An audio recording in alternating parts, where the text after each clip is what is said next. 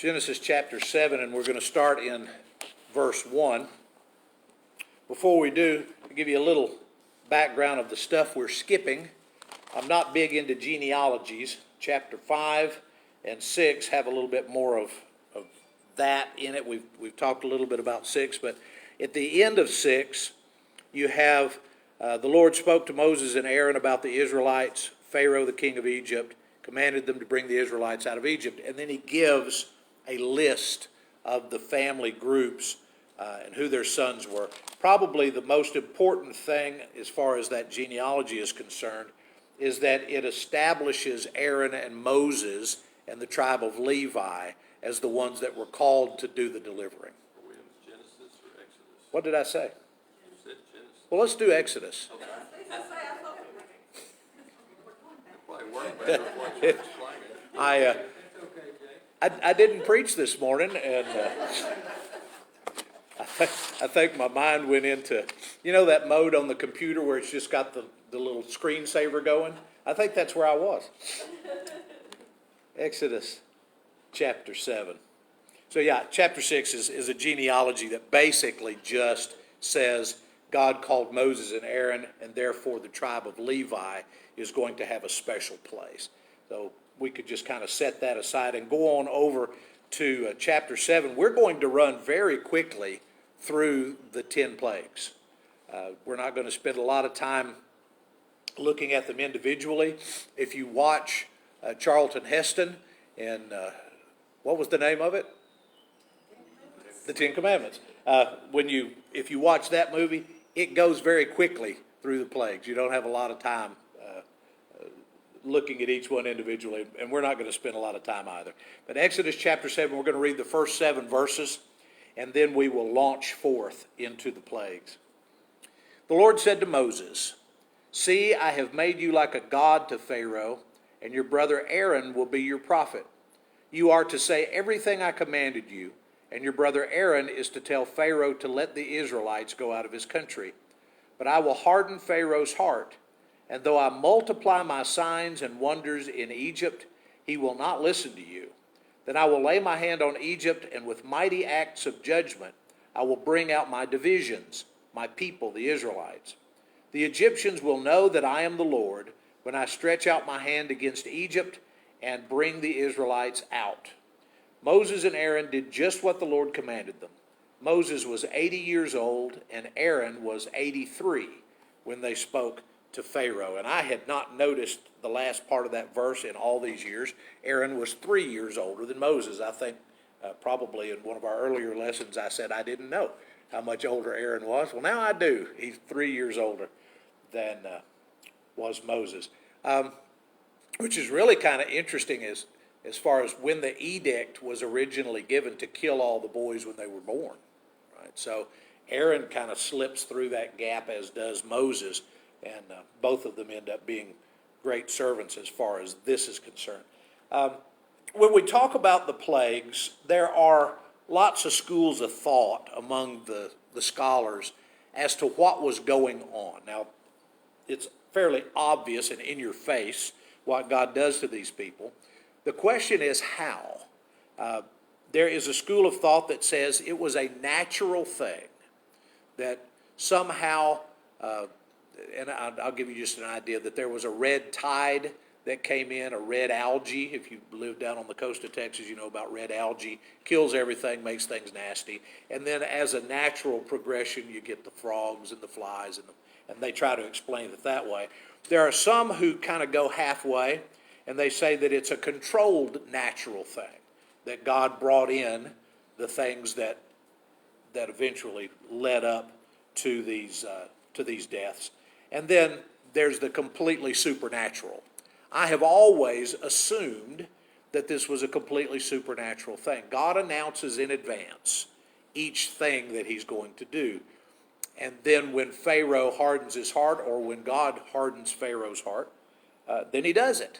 So he calls his shot on all of these things. It's not random at all. There's not a sense that it might have happened or might not have happened.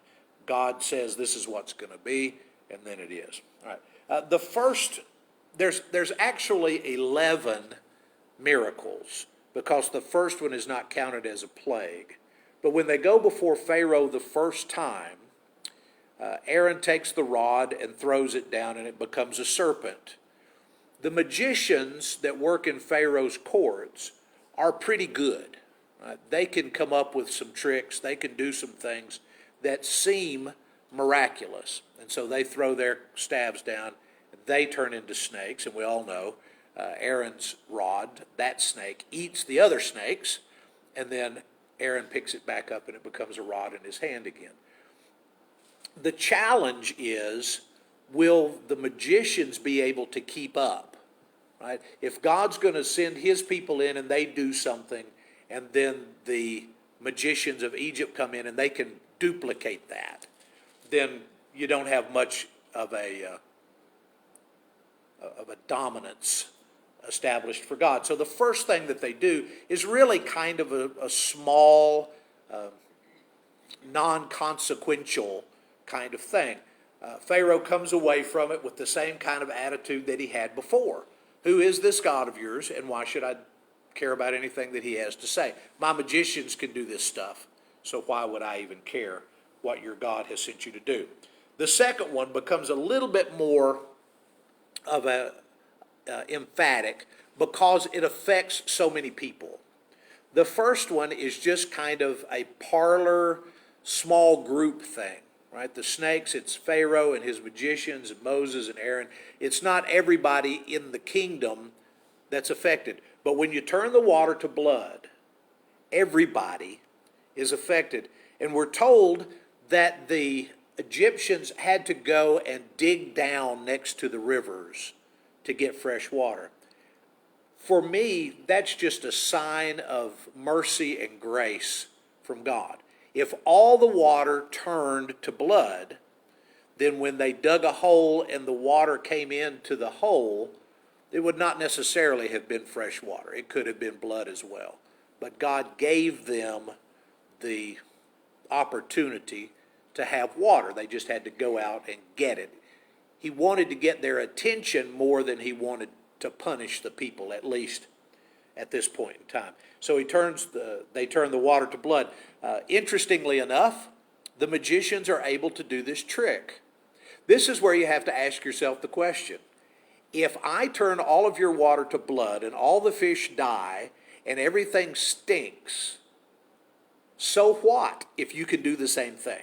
Now, they're saying our God's as powerful as your God, but that just means that their gods are punishing Egypt in the same way that God is punishing Egypt. There's no, now if they could have gone out and held their rod over the river and it turned back to regular water, then I'd be impressed. But the fact that you can make it worse doesn't really make any, it doesn't seem like it makes any sense for them to have done that. Pharaoh asks to have it taken away. They do. And then Moses says, if you don't straighten up, it's going to be frogs. When God, through Moses and Aaron, brings the frogs, we get the first time that Pharaoh accepts that there is actually a God behind this. And we know that because when he calls for Moses, he says, I want you to pray to your God for me. Right? Would you pray for me? And if you pray for me, then I'll change my mind and I'll let the people go. So Moses says, okay, I'll pray for you. He prays for him. The frogs go away, but Pharaoh does not relent. He does not change his mind and suddenly let the people go. But he does acknowledge that he's in a battle with somebody that's above and beyond, an other. He wants Moses and Aaron, I guess Aaron as kind of the priest of Moses and God, to intervene, to do something about the situation. When they do, then Pharaoh's heart is again hardened, and he does not allow the people to go. They follow that up with gnats or lice. God tells Moses, take some dust, throw it up in the air, and he does in the presence of Pharaoh, and it turns into lots and lots of gnats. And gnats are horrible. I don't know if lice are worse or not. I'm crawling just thinking about it. But the people, the animals, everything was covered in gnats and lice. Are we scratching yet? Yeah. It just, so there's this sense that maybe this will get his attention. But look at chapter 8, beginning in verse 18. Chapter 8, beginning in verse 18. When the magicians tried to produce gnats by their secret arts, they could not. Since the gnats were on people and animals everywhere, the magicians said to Pharaoh, "This is the finger of God." But Pharaoh's heart was hard, and he would not listen, just as the Lord had said. Right? At the very beginning, God tells Moses, "I'm going to send you, and I'm going to bring plagues," and Pharaoh's going to say no. Right? The whole purpose of this exercise is to keep pounding on Pharaoh. He's not going to let him go until his firstborn is dead. Right? God is completely in charge of the things that are going on here. So the magicians now have thrown in the towel. We can't do anything about it. And again, the fact that they could produce, make the water turn to blood, or that they could come up with frogs, it wasn't helping things. So now that we've got the gnats, and they say, well, we can't even make the gnats to make things, we can't make things worse. We can't do anything. Pharaoh's heart was still hardened. The next thing to come along are the flies. Becky and I both have a little aversion to flies. The flies are upon us in Wheeler County. I don't know if you've noticed that. One fly in the car is enough to drive us nuts trying to drive down the highway. And so if you're driving near us, you see us doing that dance, where you're trying to get them to go out the window. On our way to Dallas the other day, we had one fly in the car, and I think for probably 10 minutes we did battle with the fly till the fly went out the window. The difference in the flies is God announces there's going to be flies, but there's not going to be any flies in Goshen. Goshen is going to be fly-free. That's something that Pharaoh needed to understand, that the God of Israel is now going to draw a great big line between Israel in Goshen and the rest of Egypt. So he's going to keep pounding on the Egyptians, but his people are exempt from the things that are about to happen. The fact that the flies are so hideous and so horrible makes Pharaoh decide he wants to try to make an offer.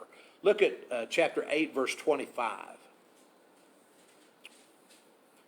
Pharaoh summoned Moses and Aaron, and he said, "Go sacrifice to your God here in Egypt." If you want to have a festival, have a festival. Evidently, he's going to acquiesce and let them have a couple of days off so that they could do their sacrificial thing with their God. But he doesn't want them to leave the land.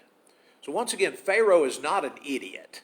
Pharaoh is king for a reason, and he does not want to give them a head start. There's no way I'm letting you go anywhere out of my sight to go, for a 3-day journey.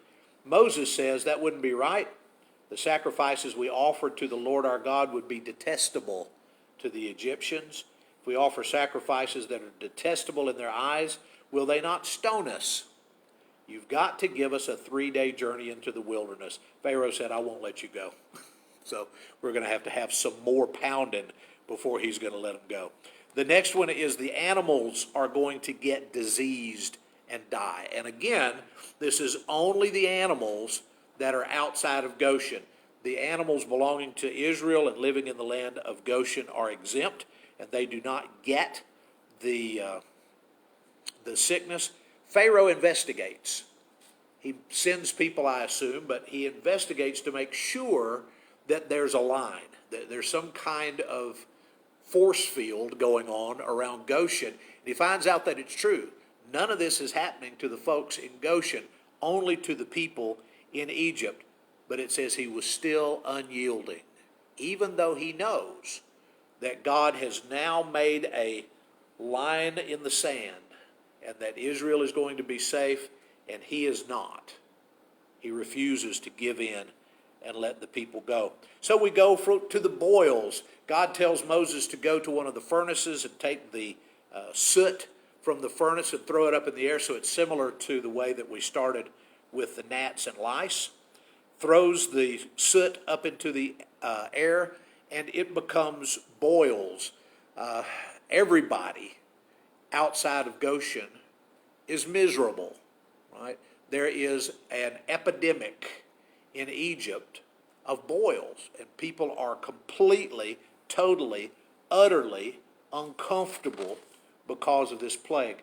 Look down at chapter 9 and verse, let's just look at 12.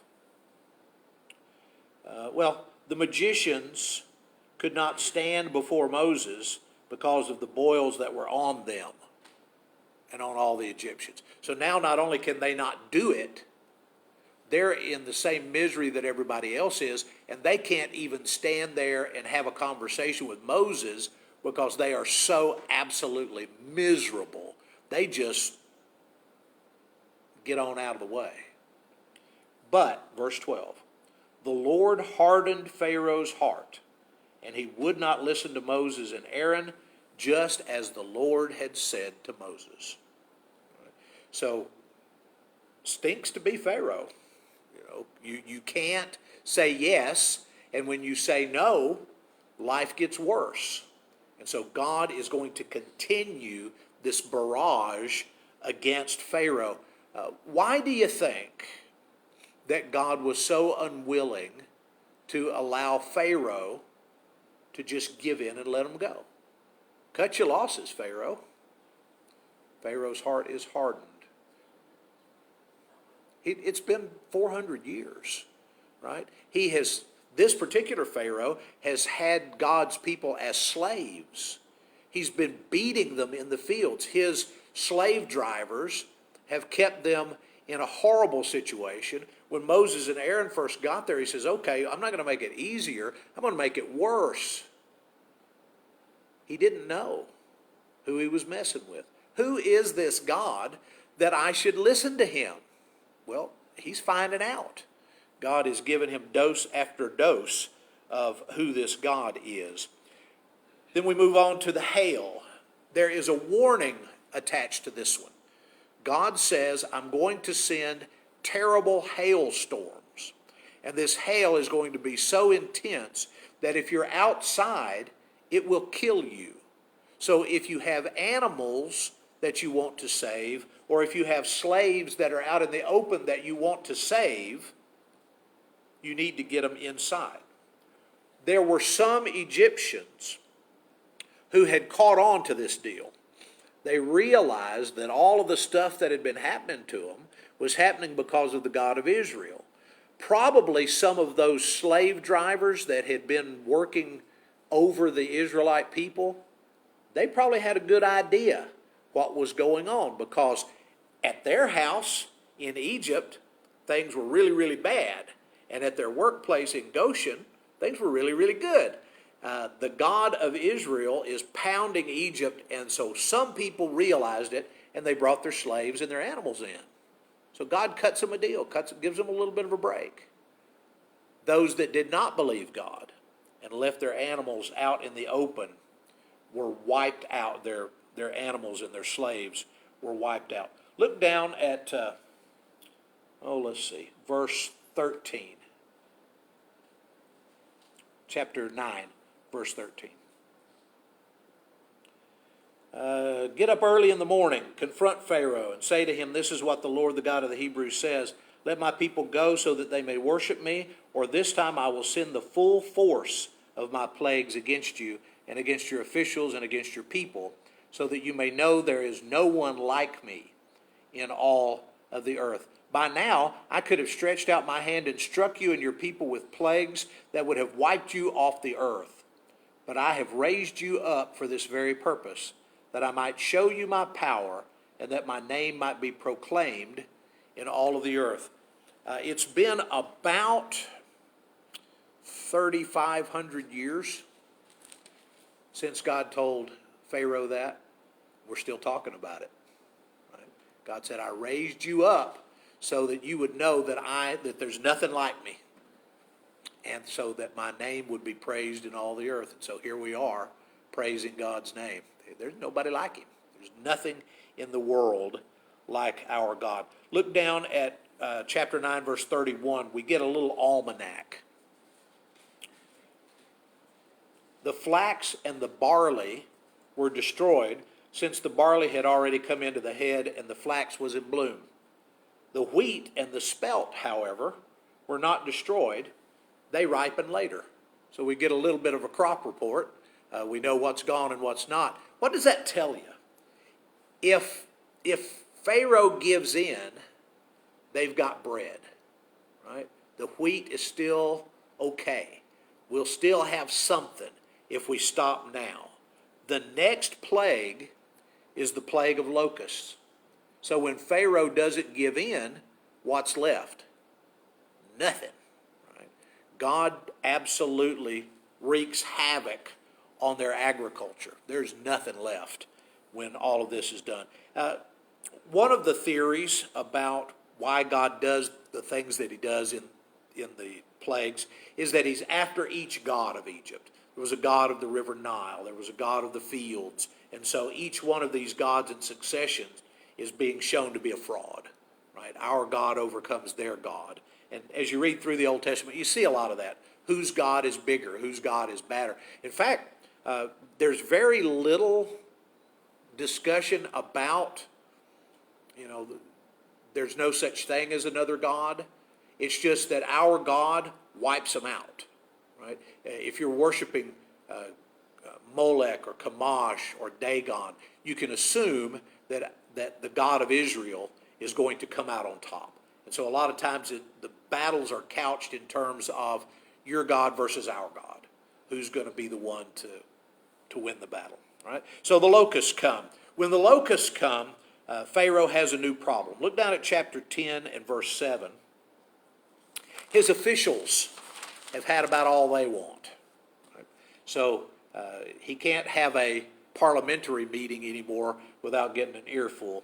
Pharaoh's officials said to him, "How long will this man be a snare to us? Let the people go, so that they may worship the Lord their God. Do you not yet realize that Egypt is ruined?" So Moses and Aaron were brought back to Pharaoh. "Go worship the Lord your God," he said, "but tell me who will be going."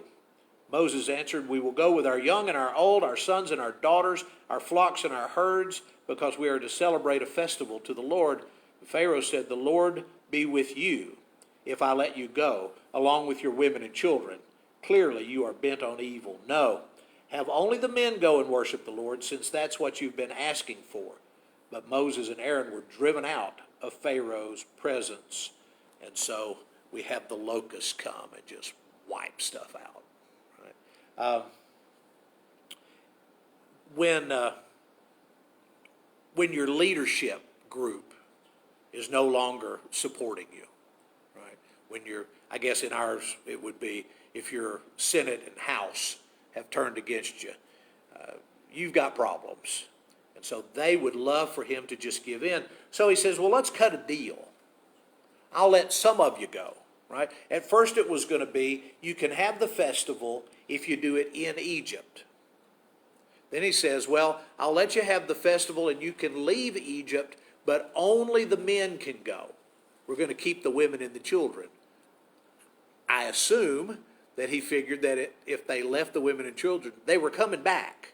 They're not going to just cut and run if I've still got your women and your children. That's not good enough. That's not what God wants. And so he brings the ninth plague, which is the plague of darkness. God describes it as a darkness that you can feel. So dark that there's an absence of the ability for your eyes to acclimate to it. Have you ever been down? I know they do it in Carlsbad, and they do it in some other big caves that we've been in. You get down to a certain level, and they say, stand where you are, don't move around, and they just flip off the lights. And they say, you're not going to get used to this. There's not any light. There's nothing for your eyes to draw in, to eventually get used to it and to see something.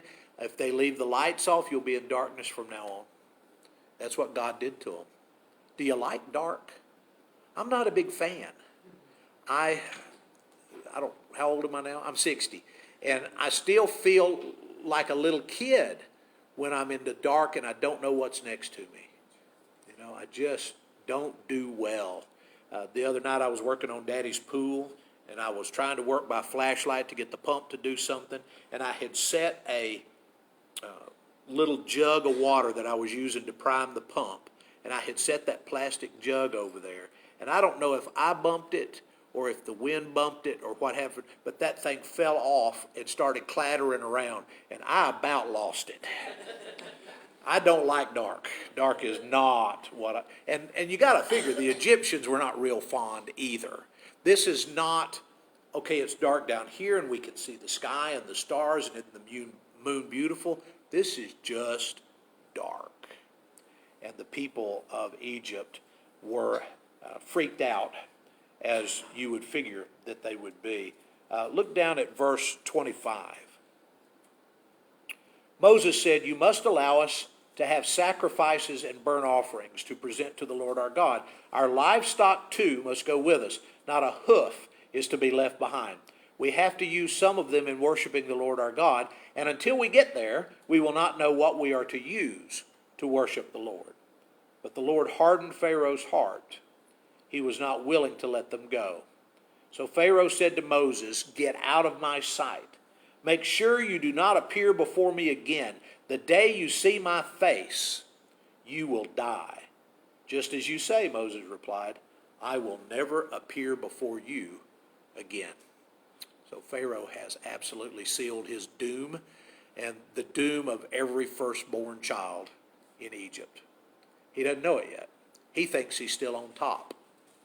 He has hardened his heart. God has hardened his heart. And through all of these different plagues, he keeps coming to the same conclusion. I'm going to be able to defeat the God of Israel. And he will believe that just a little bit longer. And then God will lower the absolute boom and it'll all be over for him. And there won't be any way for him to go back. Right? He has reached the point of no return. And so we're going to leave the 10th plague for next week, Lord willing, as we talk about the last plague and the Passover. This is the gospel in the Old Testament.